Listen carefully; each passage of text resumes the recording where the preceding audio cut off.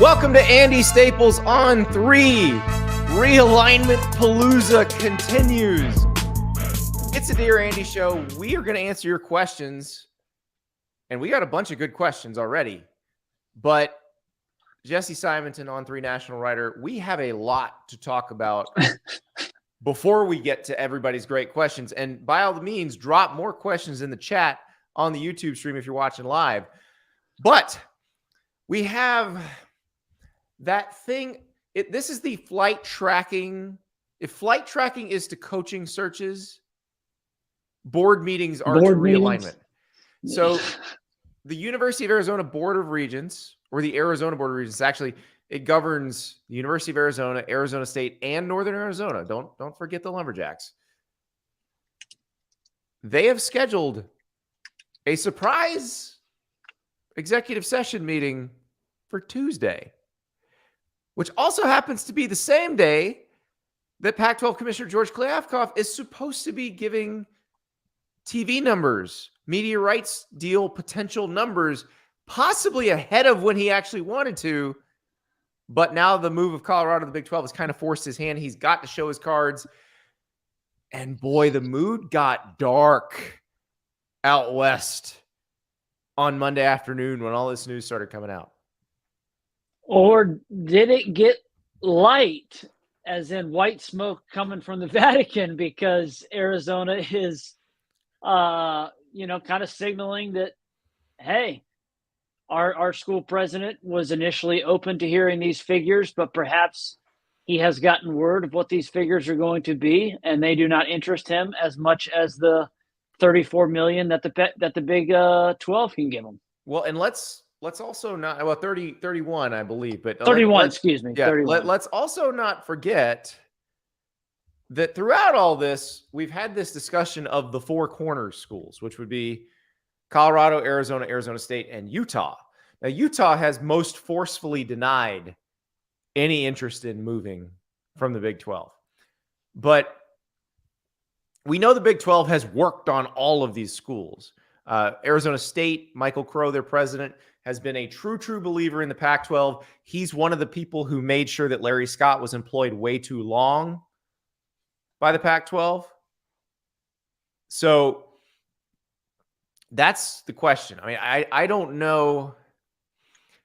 I don't know if we're talking about all of them or one of them, because the Big 12 can fit them all, or it can just take one if that's going to happen. Or they could be having a meeting to say, if the numbers are good and we like the numbers, we're good where we are. Our buddy Richard Johnson joked on Twitter, this would all be really funny if this was just a budgetary meeting for Northern Arizona. Yeah, they don't usually drop those as just 24 hours notice, though. That's the only red flag. I don't think that's the case. I will say, you and I were kind of debating last night, what should Oregon do? What should Washington do? And we'll get into that. But I think if this move lands, this is a bigger deal for the Big 12 than getting Colorado. This is like Colorado being the appetizer. And I just mean as a one-to-one deal. You're looking at yourself at being a basketball conference. You seem to be kind of positioning yourself as such. Arizona is a power. And right. in that regard, both historically and their potential for the future, you now get in that Phoenix market.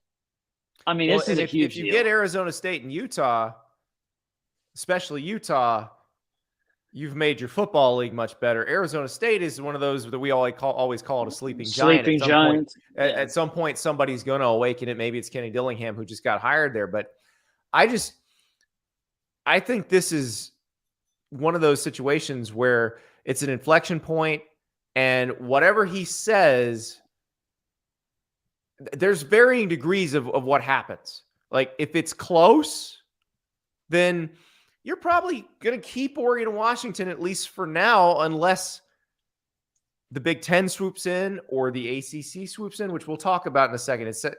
It sounds insane when you actually say the words, but you can make a case. But if you're Oregon and Washington, you don't want to pay exit fees if you think you're going somewhere else later. So if the numbers are not great, but they're not that bad, they can say, hey, we don't want to sign anything long-term. We don't want to be here forever. We don't want to be stuck here. We could probably call the Big 12 and leave if we really wanted to. So if you want to keep us, don't tie us down. They can probably do that. If the numbers really stink, then all bets are off. I mean, then we really are talking about the death of a conference. Yeah. Because unless they do this Willy Wonka land version of the merger that you're kind of teasing with the ACC, I don't see the path to viability because, you could grab an SMU, you could grab a Boise State, perhaps, but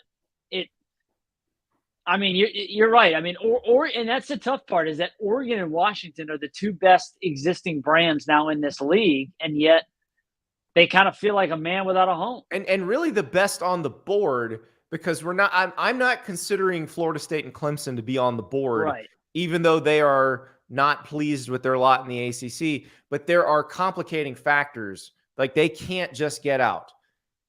Oregon and Washington are sitting there on an expiring TV deal that ends after this school year. They're on the board. They're the best brands on the board. And I would argue that they're as good or better than every brand currently in the Big 12 from a football standpoint. Yeah, I rubber stamp that for sure. So listen, if I'm Brett Yormark in the Big 12, I'm pushing. I want them to come too. I want Utah, I want Oregon, and I want Washington. And I'll take Arizona State and Arizona too. I'll take them all. Like that, I would try to get them all. And then what would that put you at? If the math there, what's that, 18 then?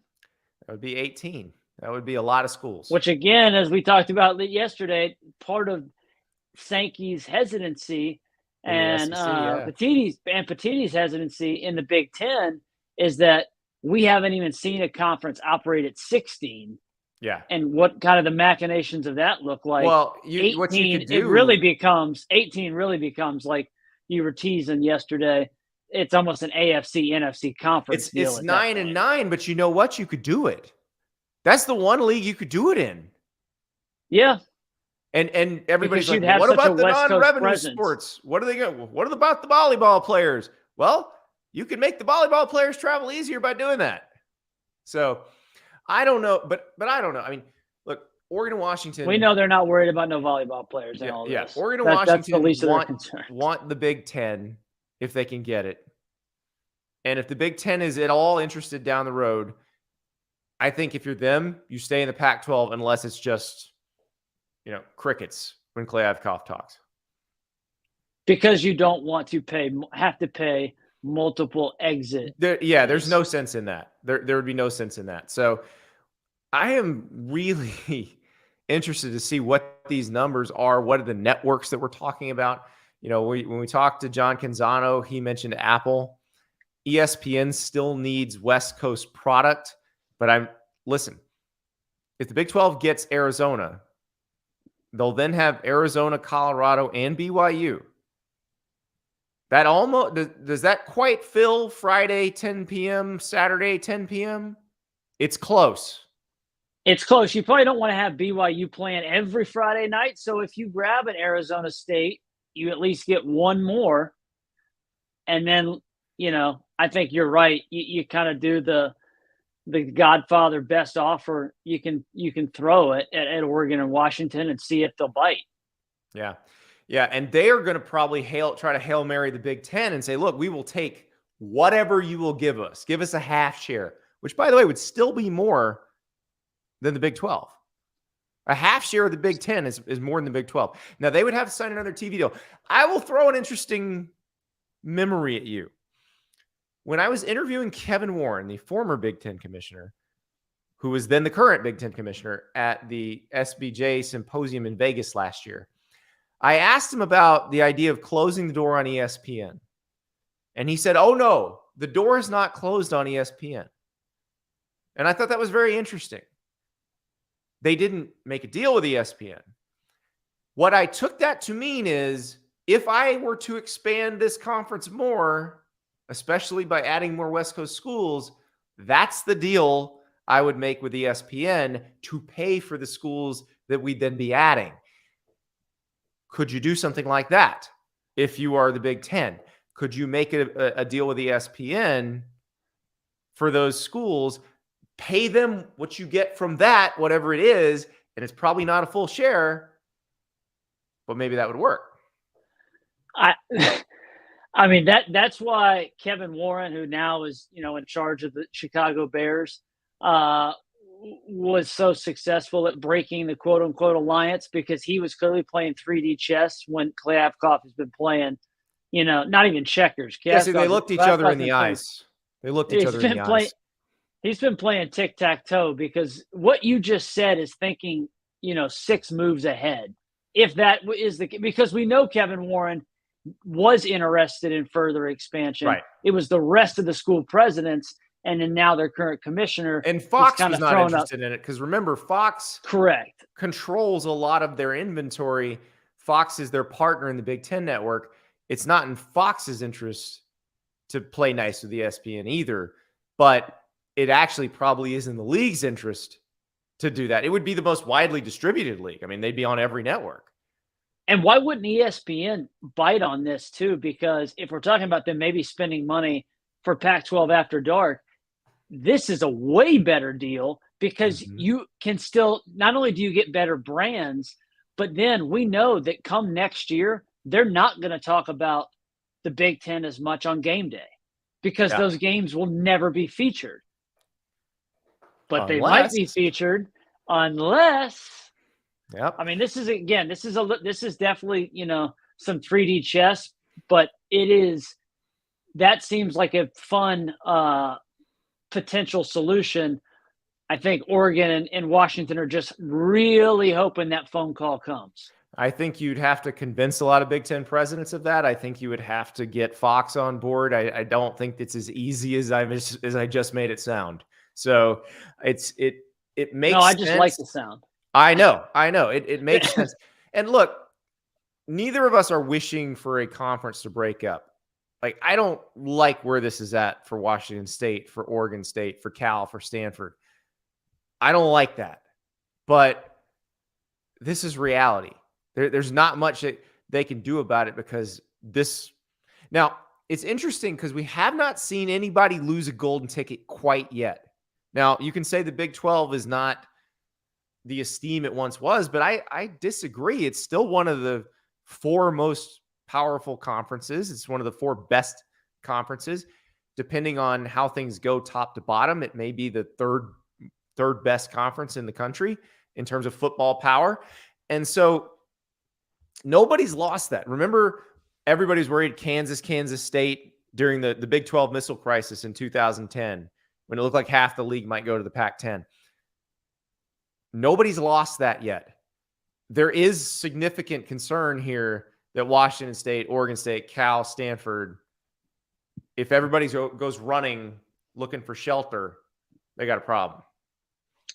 Well, we could have more dominant movement here too. There's been rumors, I think you and I both have seen, there's been rumors of maybe West Virginia ultimately, if the ACC does renegotiate their rights, that they would be interested in kind of merging back towards the Atlantic Coast Conference, and perhaps that opens up another doorway. Let's talk about the ACC, though. Let's talk about the ACC, because they have unhappy schools. We know that. They want more money. They're locked into this TV deal till 2036. If they were to add some really good brands, football brands, that is, Oregon, Washington, Utah, I'm talking about, does that change anything for them? I don't know that it does. I don't know that any of them bring any more per school than what they're already making. So I don't think that probably doesn't solve their issue of Florida State, Clemson, North Carolina, Miami wanting a bigger share of the pie. But it does potentially shore some things up in terms of maybe it stops everything for a little while, and maybe it makes it feel like those schools wouldn't have anywhere to go. They become like the American Athletic Conference Part 2. Except with much better brands. Yeah. Right. But it should, that's what I'm saying. Like they would just, because they would call themselves some sort of, ubiquitous, continental, whatever, because they'd be a coast to coast league. You could try to see if you could get Cal and Stanford in there and do a scheduling alliance and make it where the West Coast wing, again, is its own conference for the non-revenue sports. So it's a little more manageable. But I don't know. I mean, money-wise, it makes sense for people. Common sense-wise and logistically, it makes no sense. Andrew Pace. Oh, Elias Gray first with the Atlantic Pacific Alliance. Andrew Pace says the bi-coastal. Elias, American Coastal Conference. It is both coasts. Oh, dude, we know it. You know what you got to call that conference if it happens. You know. Lay it on me. The Coastal Elites. The Coastal Elites. There you go. You just go full WWE heel turn. Call yourselves the Coastal Elites. Call everyone else flyover country. Oh, it's perfect. It's ideal. What all this really tells me, though, Andy, is that we're gaining steam even faster than I think I even thought was possible on an ultimate, one Super League Conference Pangea, Super League Pangea, where it's the top 40 teams in college football you worry about the other, Title IX sports and all that stuff separately, but it is almost just like its own, minor league football deal.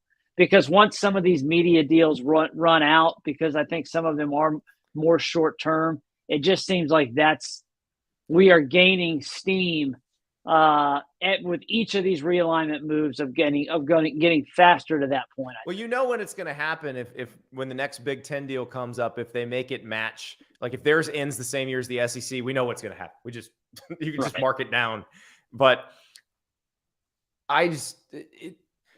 that one would be the one that tells you this is all short term. Conference Pangea is coming. Like if the ACC takes schools on the West Coast or enters into some alliance with it. And again, I'm not just pulling this out of my you-know-what. This was talked about after UCLA and USC left. This is still something that's been kicked around in real life. And it sounds incredibly crazy. But it makes people do crazy things and people do crazy things when you're fighting to survive. Coastal Elites, baby. We should make the t-shirts. Elite. The Big 12 and the SEC and the Big 10 are flyover country. Whew. Just imagine. They would turn their nose up. They would say, UCLA, you could have been a Coastal Elite. They'd have schools have their own. You got the Gig'em for Texas A&M. You got the Hook'em for Texas. You could have the Land Shark. The Land Shark for Ole Miss. Yeah, you could have the Coastal Elite where you hold your pinky up and sip tea. The Virginia fans were born for this. The Kermit meme becomes their logo. Yes. It's literally it's the Kermit meme. Yeah, they're sipping the thing.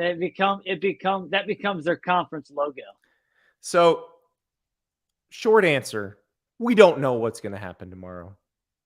Everybody's holding on by the skin of their teeth. I'm texting everybody I know, waiting to hear solid information. It's not here yet. The Pac-12 has been waiting for solid information for a long, long, long, long, long time. They might get something resembling solid information about that media rights deal, and then we may see them making some decisions. We will have to find out. But before we let go of that particular topic, there was a question that was asked of Oregon coach Dan Lanning on Monday about Colorado leaving. And now this point, we don't know where Oregon's going to be either, but we think that their final game as conference foes will happen this September. Colorado's welcome to the Pac-12. You're probably lucky you're only going to Autzen once as a Pac-12 member. But Dan Lanning was asked about Colorado. Paulina with KPTV. I know you touched on this a little bit, but as far as the Pac-12, can I just get your initial reaction when you heard about the news of Colorado leaving? And does these changes change the approach or your attitude as far as the coming this season? Not a big reaction. I mean, I'm trying to remember what they won to affect this conference. I don't remember. You remember them winning anything? I don't remember them winning anything. Our guy might have a little Steve Spurrier in him. A little Steve Spurrier with a little Burt Reynolds mustache. That thing's looking sharp. I mean, Dion likes to poke the bear, so Dan Lanning's got a bigger stick. So, well, he's got a better roster, is what he has. So that's what I'm saying. Yeah, and that's the thing. If you're Dan Lanning and you're looking at your roster and you know what's on Colorado's roster, you're feeling pretty good about what's going to happen in that game. Now, perhaps in 2 or 3 years when Coach Prime has had a while to recruit and his roster has changed its makeup, you're not making as much fun. But yeah, if you're Dan Lanning, you're not worried about that right now. What'll be funny is if they wound up in the same conference together. I don't think that's going to happen, but again, I don't know. We're in that moment where anything can happen. The rumors are rampant. Let's count the rumors we've seen this week. Clemson and Florida State to the Big Ten, and it was imminent. That's one. With Oregon and Washington. With Oregon and Washington. So we've had, Arizona to the Big 12, which may happen. Oregon could go independent. Oregon independent is one of my favorites. I do like that. And it actually, as a football program, I like the idea of an independent Oregon. Because think about the leverage. Phil Knight could just convince every Nike school to schedule them. Like, listen, hey, we've done a lot of business over the year, guys. Your swoosh people, your Jordan brand people, schedule our guys. So in football, I think you're fine doing that. Now, you might have to join the West Coast Conference and the other sports, a la BYU back in the day. The best thing that you just said, though, is that we don't know. And it's okay to admit that we don't know because no one knows what's going on. And so, folks are trying to parse the information. We're trying to report and get the information best we can. But it's moving fast, and only a select few seem to be in some of these meetings. And so, that's the thing. We may have to find out together. Has kept this information very tight and for a good reason, because it is, if it gets out, it gets very bad very fast. Or it gets, it's just, you can't make plans. And then within the schools, they keep this stuff tight. Like, I had somebody who was involved in the USC planning tell me that basically there were 4 people. For most of the time that they were planning their move to the Big Ten, 4 people knew about it. I mean, you have to keep the circle tight, because if it leaks, you're in trouble. Bad things happen if it leaks.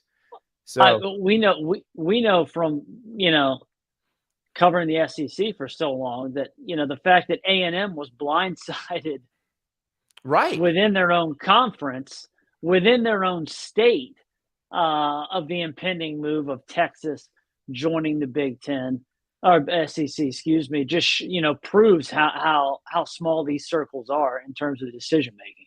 Yeah. Well, it is going to possibly come to a head on Tuesday. Get your popcorn ready. We may be live again. The plan was to do premiere show 8 p.m. Eastern. We got some really fun interviews planned. That may all get scrapped. We may be going live again with a lot of talk about what is going to happen next and where. So stay tuned. But when we come back, your questions will be answered. And 3 of you sent in video questions, which they look awesome. And I hope you see them and you're like, man, that looks cool. I'd like to do that. And then you do that next week. So I'm sure there'll be plenty to ask about. But we will be right back after these words from BirdDogs.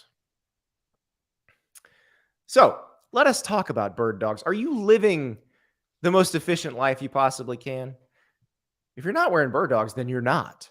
because these are the greatest shorts and pants you've ever worn, because they have a built-in liner that feels like it was made for you, and you never once have to buy underwear or wash underwear again if you're wearing BirdDogs. Right now, currently, hold on, gotta get up to the camera. I'm wearing my Indianapolis Joneses with the neon yellow liner. Tremendous pants. I've also got my tight wads that I love. Now, of course, our banner is right across my butt. If you could see my butt from behind the banner, which you can't because the banner's up there and we want you to see the promo code, they make your butt look incredible. Incredible. So, what if you want to live efficiently up top? Well, BirdDogs makes polos now too. So, go to birddogs.com/Andy. You can use the promo code Andy as well and get a free tech hat with your order. birddogs.com/Andy. Promo code Andy. Live your most efficient life. Stop wasting your time buying underwear and washing underwear. You don't have to do it anymore. Have the perfect fitting shorts and pants for every occasion and never have to worry about what's under them because you're covered with BirdDogs. birddogs.com/Andy. Promo code Andy with a free tech hat and the best shorts and pants and now polos that you've ever had. Welcome back. It's time to answer your questions. And oh man, Jesse, do we ever have some great questions? It is Dear Andy time. Our first question comes from Andy Pace. And this is not one of our video questions. We were getting to those. But Andy had a great question that allows us to really whip around the country and talk about some players that have been, I feel like, overshadowed by a year of really good quarterbacks. So Andy's question is, who are the most intriguing non-quarterbacks as we head into the season? And Jesse, there's a lot of answers here. I made a list. You made a list. I think the list starts for me, and it's weird that it's not a lineman because usually it is for me. But in this case, it's Marvin Harrison Jr., the wide receiver from Ohio State. I feel like Devontae Smith broke the seal on the idea of a receiver winning the Heisman again. And Marvin Harrison Jr., if you watched him last season, he's so important to the Buckeyes. Saw it at the Peach Bowl how important he was when he went out. And this is a guy who could be that secret sauce for their offense. Plus, we'll see who winds up playing quarterback. It could be Kyle McCord, who was Harrison's high school quarterback. Could be Devin Brown. We think it's going to be McCord. But it could be a situation where it's like in 2020 when Mac Jones was having a great year, but when it came time to vote for the Heisman, voters decided Smith was the better choice and the more important choice, person in that offense. So I think Marvin Harrison Jr. could be that guy. Jesse, who else you got? I have Harold Perkins Jr. Marvin Harrison, Marvin Harrison probably is the best non-quarterback in all of college football. But Harold Perkins Jr. could emerge as the best individual defensive player in the country. This is an LSU team that we know has generated a ton of offseason hype. They're looking to win the West in back-to-back years. If Matt House's unit is going to make a big leap in year two, it's going to be on this phenom. The dude's a freak. You and I both talked about it. He was not at SEC Media Days, and yet he probably was the most discussed individual player. So maybe he's not necessarily overlooked, but in terms of his importance as a non-quarterback, he's got to top the list for me. Matthew in the chat points out a guy that we talked to at SEC Media Days who also fits this bill. If the Heisman was actually true to its purpose and mission statement, Brock Bowers would win it going away, but that will never happen.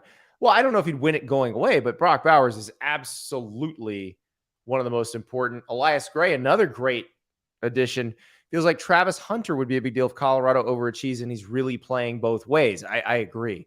Agreed. Corner and receiver, he's probably the best player on their roster. We'll see if Shedeur Sanders is better, but Travis Hunter was the number one recruit in the country for a reason and looked really good that first year at Jackson State. Who else you got, Andy? Because I think let me give you my dark horse. Okay, go for it. Before you give me your two names. My dark horse is Dante Cephas. Oh, yeah. He was part of the mass exodus out of Kansas State. That poor program lost just about everybody, including their head coach this offseason. Kansas State didn't lose their head coach. They didn't have a mass exodus. Kent State. Yeah, Sean Lewis is at Colorado running the offense now. I maybe you heard wrong, or maybe I said the wrong. I thought you said Kansas State. My bad. All good. I was like, wow, this is breaking news. Mass exodus, and yet Dante Cephas could be one of the X factors for Penn State. Yeah, he is now a Nittany Lion. This is a receiver room that needs help. We know they have, Drew Aller at quarterback. They got Singleton at running back. But if they can have this, X factor perimeter weapon, this could be one of their avenues, to potentially winning at Ohio State or beating Michigan. And suddenly you're looking at a potential, Big Ten championship berth for the first time since 2016. So he is an extremely, intriguing player for me in 2023. Who you got? Agreed. Kelvin Banks, Texas left tackle. He's a sophomore. This is the best offensive lineman Texas has had really in over a decade. And this is a guy who could potentially be a first-round pick when he's eligible for the draft. He came in, started right away as a true freshman. I'm really excited to see what he can be going forward because we've not seen this level of talent on Texas offensive line. And here's the thing. His class that he came in with, that group of offensive linemen, there's a chance that they could be the core of Texas's offensive line for the next 2 years or maybe the next 3 years, depending on how many of them are seniors. I think he is critical to their success this season and in their first season in the SEC. Wow. Well, let me piggyback on someone who plays defensive line, but probably fits those exact same parameters, and I'm going Bear Alexander. Good choice. This is a guy who flashed. We know his story. 5-star. Now he's living in a 5-star penthouse in LA. Go check out the Instagram there to see his, pretty nice. Behind the scenes condo. Pretty nice. NIL works. And this is a guy that could absolutely transform USC's defense. They need defensive linemen. They need interior pass rushing help. He could provide both of those, both this season in their final season in quest to win the Pac-12 championship for the first time since 2017, and next season, year one, when he's trying to put on the tape to go to the NFL when they're playing in the Big Ten. These types of bodies don't come along very often on the West Coast, and so you got to import them. And so they get Bear Alexander. Now, there was a lot in the cupboard at Georgia, so it wasn't like they were all that heartbroken about him leaving. So right, that's going to be interesting. Let me throw one more at you, since we're talking D lineman, big D lineman, Jaheim Otis at Alabama, a big guy who he came in even bigger. He came in at 400 pounds. He slimmed down to about 330. I think he's even lighter now, but he's gotten great grades. He's played well. Like, he seems to be everything they were hoping he would be. And he is just that dominant force in the middle. And remember, just because Will Anderson's gone doesn't mean Alabama's not going to have a pass rush. They've still got Dallas Turner and Chris Braswell, and now you have this monster in the middle. I'm very excited to see how he can make the leap from year one to year two, because I think he's going to be really good. I think that defensive line is going to be. I mean, you just mentioned a couple of their edge rushers. I think when you pair Otis and Tim Smith inside. Yep. Alabama's front four is not going to be an issue for the Tide this fall. They have some question marks, but it's not up front.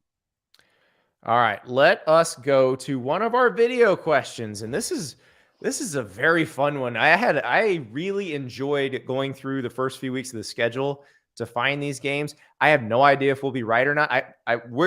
We have 10 games that we've picked. I bet we get 3 or 4 of them. That 3 or 4 of these are right. But let's hear the question from Peter in New York.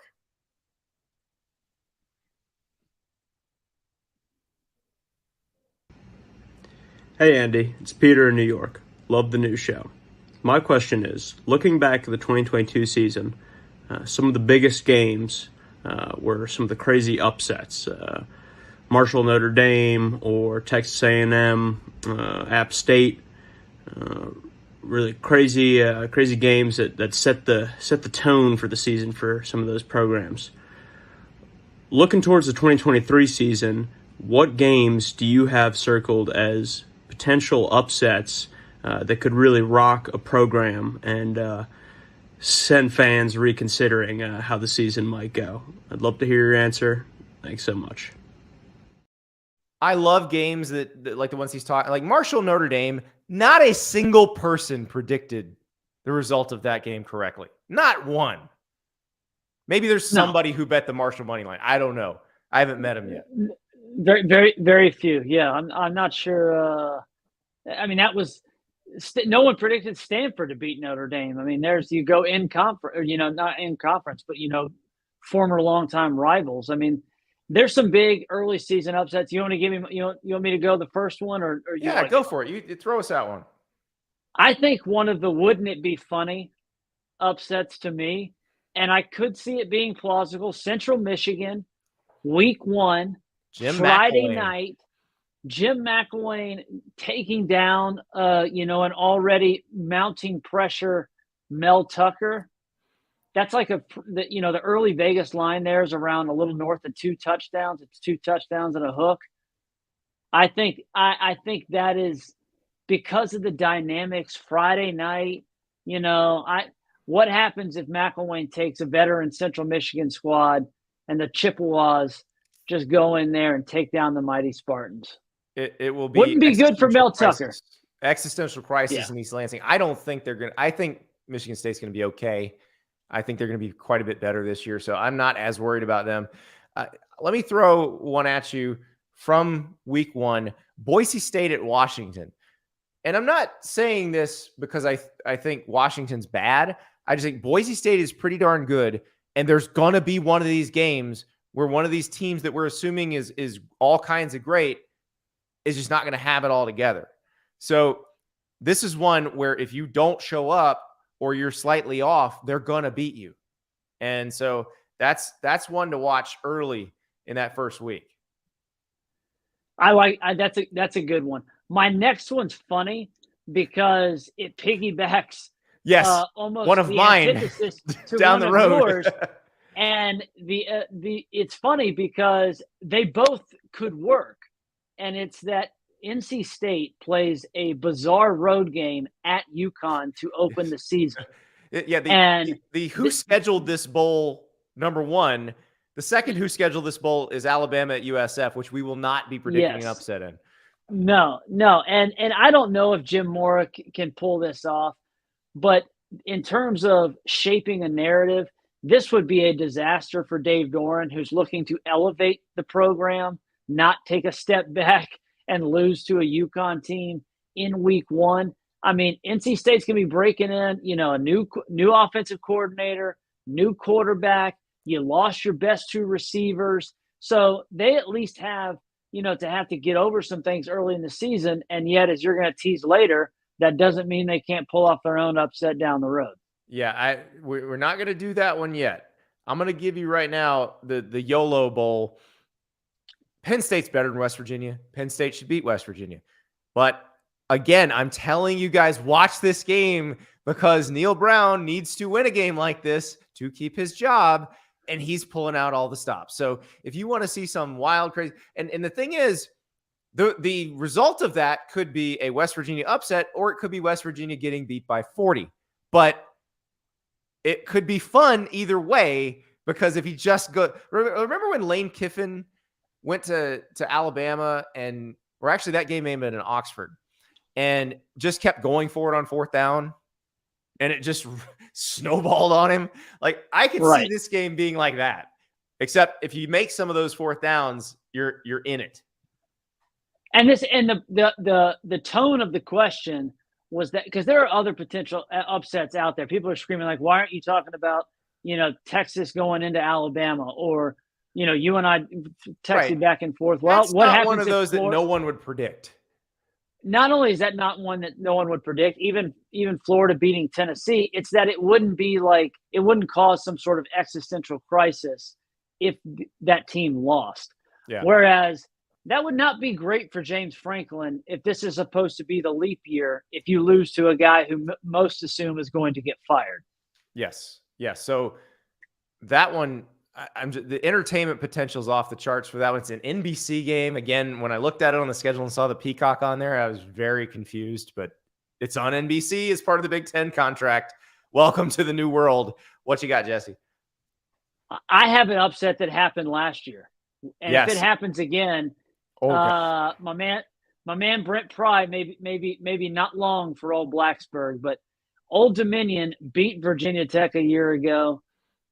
What happens if they double back? Well, if Ricky Ronnie beats Brent Pry twice, if you're Virginia Tech, don't you go, we hired the wrong ex-James Franklin assistant? Yes. Yes, exactly. So that's my third choice here for this upset special. So mine, you mentioned NC State going to UConn as a potential upset of NC State. I do not like Notre Dame at NC State in week 2. That feels a little rough. So Notre Dame plays Navy in week 0. So you're going to get a little beat up by the option, but that's okay. You're coming home playing Tennessee State week 1. Your palate is cleansed at that point. But going to Raleigh, where they get very pumped up about football. Let's not forget my guy after they beat Florida State on that Thursday night. Big guy. Heeding the words of the junior senator from North Carolina, Petey Pablo, taking his shirt off and twisting it around his head like a helicopter while hanging on that pole. Like, these people know how to party. And so I really think this could be a dangerous game for Notre Dame. They will have 2 games under the belt. We'll have a good idea of what Sam Hartman is. Sam Hartman, very familiar with the Wolfpack because he had to play him every year at Wake Forest. But this is one, if you're Dave Doran, it's a big game for you. Like, you got to stop underachieving, kind of mid-achieving. You know, the kids, the Gen Zers, they have that word mid. It's actually the worst insult they can give you. Well, Dave Doran's been very mid. So this he's like the Olive Garden. He's like the Olive Garden. Yeah. It's like dining in the kitchen of a delightful Italian stereotype. I can't take credit for that. It's the original Clone High 20 years ago. It's nothing special. I'm going to stay with the Irish, though, and I'm going to say what happens if they have a little bit of that luck and Marcus Freeman, ex-Ohio State Buckeye. Yep. They played him competitively a year ago. He kind of played not to lose. They never really had a chance to win the game. This is probably a bigger deal, obviously. It would be a huge deal if Marcus Freeman beat his alma mater, but this would be a worse indictment on what happens for Ryan Day because they will not have played Penn State or Michigan yet. You know, to date, he has won pretty much every game he's supposed to win outside of beating the Wolverines the last 2 years. This would be a disastrous loss for the Buckeyes. Don't think it's going to happen, but it's at least plausible because of the way the game scripted out a year ago. And I think Notre Dame's going to be better, especially offensively this fall. So the seasoned gamblers are going to probably take issue with me with this game because I actually think the team I'm calling as the upsetter is probably going to be favored. I don't know. Probably is probably the wrong word. The line's not out yet. This is week 2, James Madison at Virginia. You just mentioned potential existential crisis in Blacksburg over Brent Pry. Tony Elliott could be facing some of the same things if JMU goes in there and wins that game. But JMU, in their first year in the Sun Belt, went 8-4. No, 9-3, I believe. They were very, very good, have been very good. We're one of the better FCS programs. They don't seem to be slowing down at any point. So what happens if they do go into Charlottesville and beat Virginia? That will be a very interesting result because I don't know that people are going to be real happy with Tony Elliott at that point. It was 8-3 was their record last year. They weren't that happy with Tony Elliott when he was hired. I will say he's going to get an extended rope because of the maturity and kind of responsibility that he held in terms of uniting not only that program, but really the entire school. Yeah, a through the horrible last tragedy year's that tragedy. he had to help get the program through, and he And did he a did it great with job a at that. plum. Yeah, Yeah, he did it. He did it with a plum, and so I think that even if the product on the field continues to be less than, he probably gets a little bit of a longer leash there than say Brent Pry, who the returns, win loss, and on the recruiting trail have just not been there. People are asking about Tulane, Ole Miss. That was one of the ones you and I texted about too in the chat. My response is who's winning and making it an upset? Like, who's going to be favored in that game? I don't think that would be a stunning upset, but I do think that is one that, as I texted you, Lane's better win that game. You're getting paid almost $10 million now. I know Tulane beat USC. I know they returned Michael Pratt. Lane better win that game. Lincoln's getting paid quite a bit. He didn't get fired after losing to Lane, so let's not go crazy here. All right, what is your last one? My last one is, this is the Brent Venables special here. What if they go to Nippert and lose to Cincinnati in the first Bearcats' Big 12 game? Big 12 opener. That would be a yikes situation for Mr. Venables. He cannot afford to lose that game. So but it's possible. Yeah, another interesting first Big 12 game, UCF going to Manhattan, Kansas. If this game wasn't in Manhattan, Kansas, I'd be more worried about Kansas State in it. But that's not the team I want to see in its first Big 12 game. I want to see them in their ninth Big 12 game. I want to see them after they've been beaten down by the Big 12 schedule. I don't like the idea of them being excited about it, but that's not my fifth one. My fifth one is a weird one. It doesn't make a lot of sense, but I put it here because it has all the makings of a classic trap game. UTSA at Tennessee, September 23rd. Why this particular game? Because Tennessee goes to Gainesville the week before, trying to win in the Swamp for the first time in 20 years. If they do that, it will be a very cathartic moment. It'll be a big deal. They will be the toast of Knoxville. Then they have UTSA. The following week, South Carolina, the team that beat them last year, destroyed their, what was a kind of a storybook season, because losing to Georgia, no shame in that, but getting blown out by South Carolina and Hendon Hooker goes down for the year, that's a lot. And so you've got this sandwiched between them with a 94th year quarterback in Frank Harris and a very good coach in Jeff Traylor. So could this be the trap? That's the one. If they go to Gainesville and win, they'll be riding high, but they better get back down and get ready to play, because they will be ready to go. Frank Harris and the boys coming to Knoxville. That's right. So we got some more good questions when we come back. Ethan's going to hire me and Jesse as athletic directors. Let's go. All right. We've got this question from Ethan. Another tremendous question. Hey, Andy. Ethan here. Big fan. Love the new show. Question gives you a little bit of flexibility in the answers.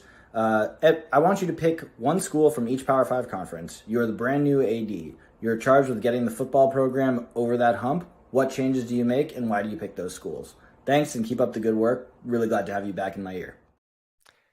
All right, Ethan. I'll start. I'm going to the Big Ten. I'll go to a school that actually needs an AD, and that's Iowa. So here's what I'm going to do, Jesse. Kirk Ferentz is going to do me a solid and win the Big Ten West in the last year of the Big Ten West. And I'm going to say, Kirk, after the Big Ten championship game is a perfect time for you to announce your retirement. We'll make you coach emeritus. We'll continue paying you, absorbent sums of money, but it's time to turn the program over to one of your loyal longtime assistants, LeVar Woods. LeVar Woods is the new head coach. We are now making Phil Parker, the defensive coordinator, the highest paid defensive coordinator in college football, because we're going to keep Phil Parker. And guess what? We're going to reconstruct our offense around LeVar Woods as the head coach. We're going to reconstruct that offense and start trying to win the whole Big Ten, because there's no more Big Ten West. We're going to have to be able to beat the Penn States and the Ohio States. So let's go do it. It doesn't have to be the most exotic offense in the world. We are tight end you. We had George Kittle, Noah Fant, TJ Hawkinson. Like, we're going to use George Kittle the way he gets used now, not the way he was used at Iowa. So I'm ready. Kirk, we're going to send you off properly. We're going to keep paying you. But it's time to get ready to win the whole Big Ten, not just the Big Ten West. I like it. That's a good idea. All right, where are you going? Where are you getting hired, Jesse? All right, I'm getting hired at Georgia Tech in the ACC. This is a team just got that job. What are you gonna? J-Back just got that. J-Back just got that job, but finances are a little tight. But we came into some money. So that's how I got a nice contract and carte blanche to fix this thing. Georgia Tech was a program that, yes, they ran the triple option. Yes, they completely ignored recruiting, but they were actually fairly competitive and made the ACC championship game multiple times under Paul Johnson. I think the potential is there for this program to wake up if, as new athletics director, I am getting some of our most famous alumni. I'm talking Calvin Johnson, Mark Teixeira, Stephon Marbury, Roman Reigns. I think he went to Tech. And we're putting together an athletic endowment that is going to create basically a general studies, what am I trying to say here? Major, excuse me. I couldn't get the word out. General studies major. School, you should have a nice, easy major, not just for the football players. There's a lot of legacy idiots. There's a lot of really dumb legacy students that are just need it. Yeah. Yeah, and we're paying for it through some of our most famous alums. This will give us a greater avenue towards recruiting. We then will also tweak our, industry standards in terms of what we can do within the transfer portal. We're not going to, be so aggressive in saying these academic rigid, requirements will not allow us to go find another player, be it at, Clemson that doesn't want to play at Clemson anymore or doesn't want to play at North Carolina. We can go get those guys. So I'm going to create this new major, and then we're just going to be able to finally actually try to recruit within our own footprint, which outside of Houston probably produces more Power 5 talent per capita than any place in America right now. I like that. So I am getting hired in the Big 12. I'm headed down to Orlando. And Terry Mohajir's doing a fine job here. Gus Malzahn's doing a fine job here. But I'm going to help goose the fundraising a little bit at UCF. Because in 2018, they announced plans for a project that looked amazing. That looked like the greatest single recruiting advantage a school could have. It's not done yet. They're still working on it. They're working their way there. They're raising money. I'm gonna get them home. I'm gonna get them across the goal line.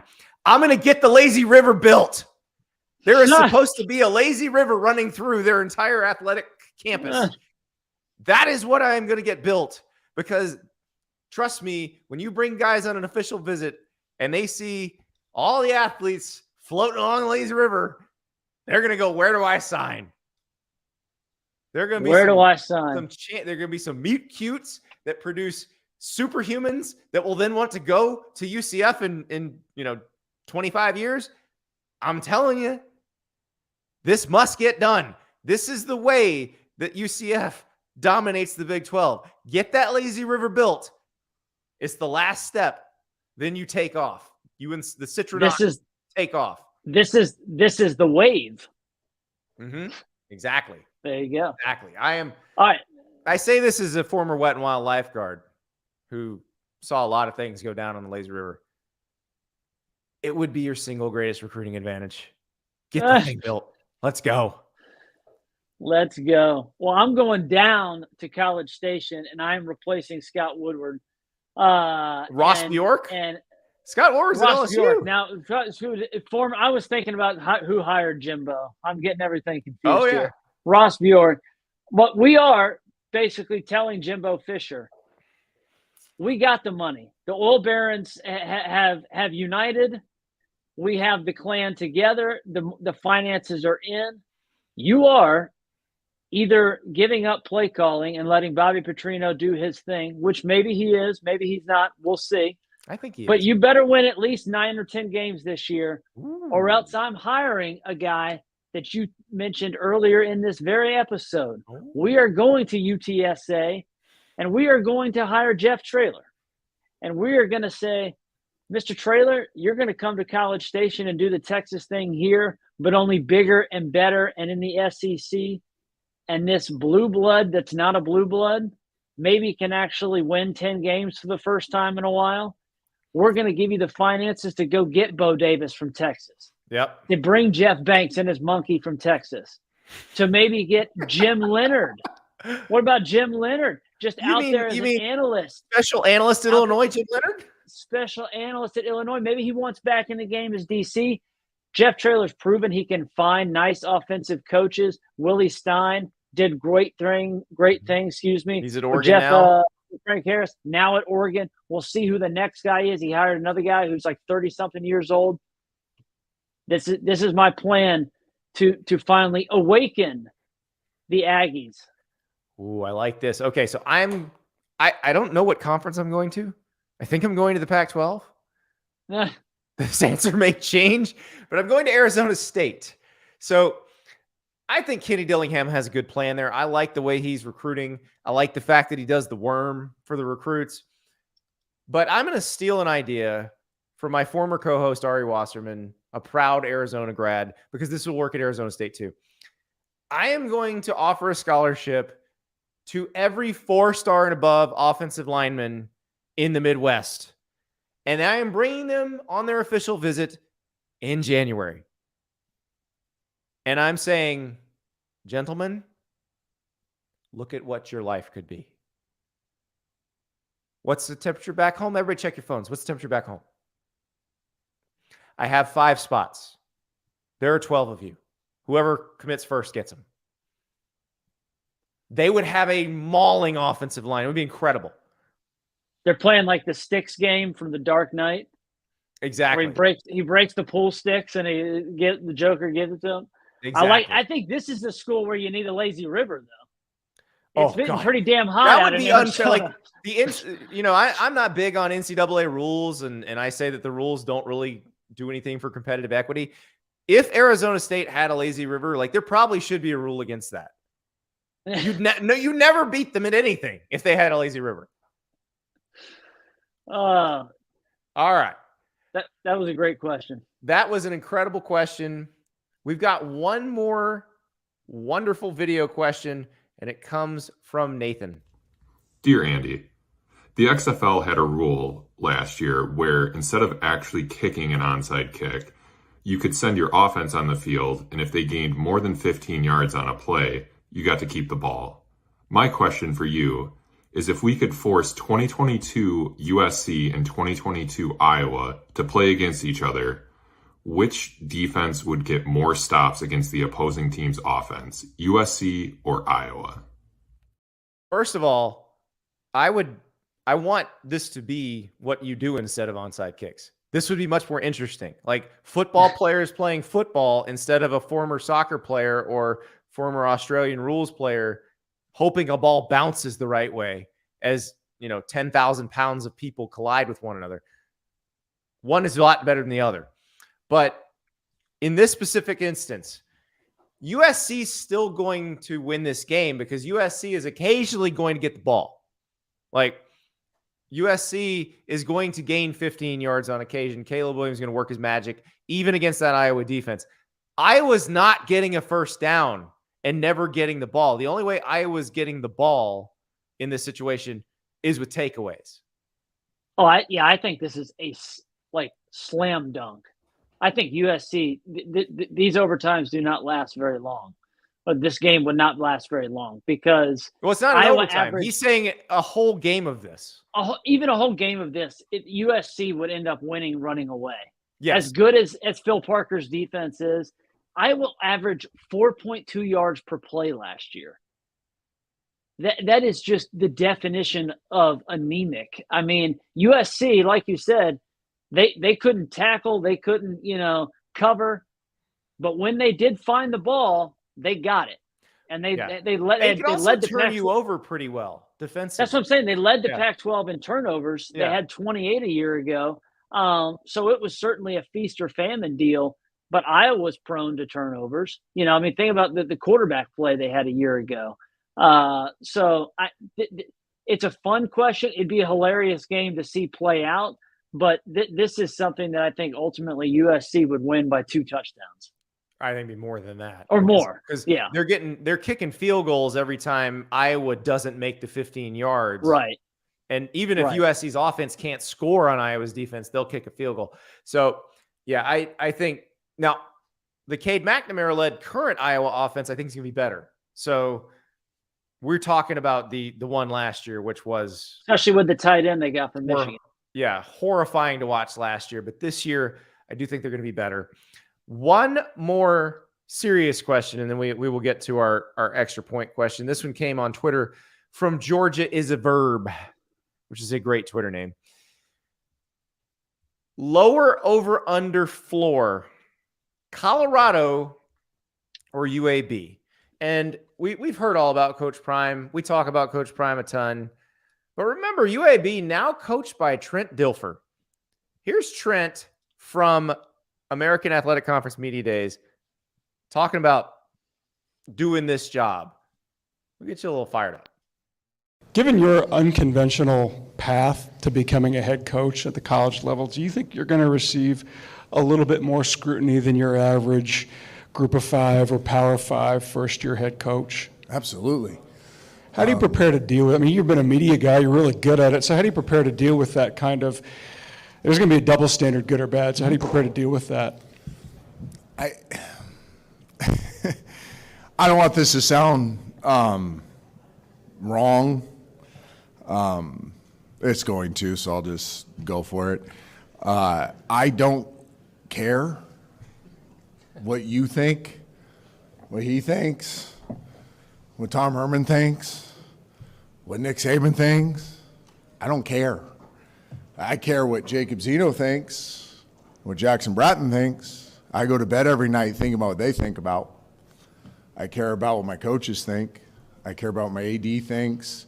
But I honestly do not care at all what is written about me, what's said about me, what's people in the hallway, whether they look at me, whether they like me, what they talk about their wives about me. I just don't care. I've been in the spotlight for so long. I've been booed out of stadiums. I'm known as the worst quarterback that's ever won a Super Bowl.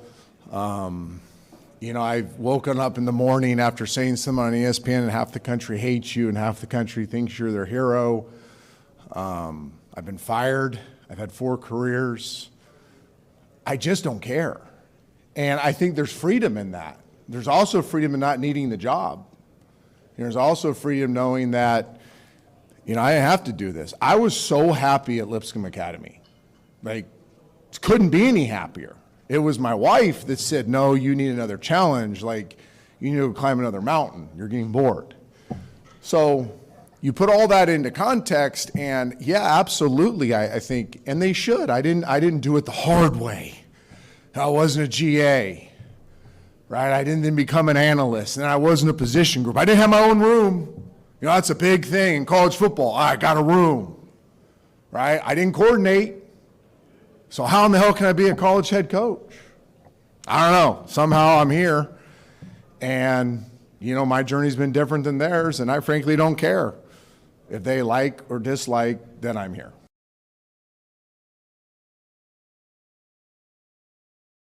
Trent Dilfer not playing around.